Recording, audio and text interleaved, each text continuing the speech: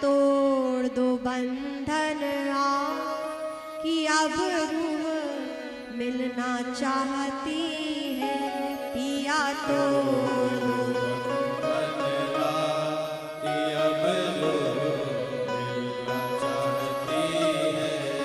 पिया दिल की यही आवाज़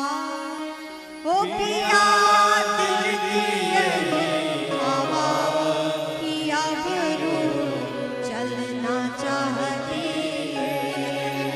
ओ पिया दिल की यही आवाज़ कि अब रूह चलना चाहती है। पिया तोड़ दो बंधन कि अब रूह मिलना करमेती बाई के भाव को देखा और कहते हैं देखते देखते करमेती बाई एक तेज पुंज में परिणित हो गई और शरीर तो वहीं रह गया, उनका दिव्य तेज भगवान कृष्ण के चरणों में समाहित हो गया। कृष्ण भगवान की उन्हें प्राप्ति हो गई है।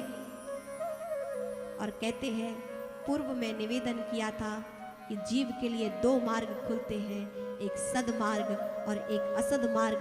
जीव असद मार्ग पर चलकर अपने मनुष्य जीवन को निरर्थक भी कर सकता है और सदमार्ग पर चलकर सार्थक पथ पर चलकर ईश्वर के पथ पर चलकर ईश्वर की प्राप्ति भी कर सकता है। सदमार्ग को चुना इन भक्तों ने और ईश्वर की प्राप्ति की है।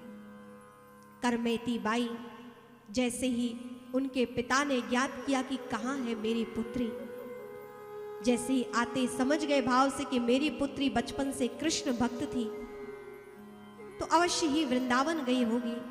वृंदावन की पावन भूमि में खोजते खोजते जब करमेती बाई जी के पिताजी दिव्य यमुना के तट पर आए तो देखा देह पड़ी हुई है लेकिन प्राण नहीं है। समझ गए कि मेरी पुत्री बिरा भाव से भावित होकर अपने इष्ट की प्राप्ति कर चुकी है।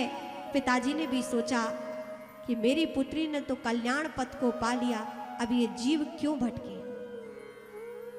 मेरी पुत्री ने मेरे घर में जन्म लेकर हमारे परिवार का तो उद्धार कर दिया, कम से कम अब मैं भी अपना उद्धार कर लूं।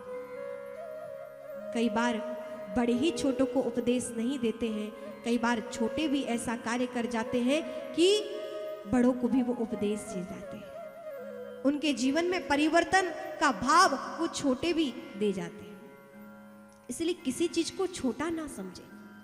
हर जगह तलवार ही काम नहीं आती है, सुई से भी बड़े बड़े काम हो जाते हैं।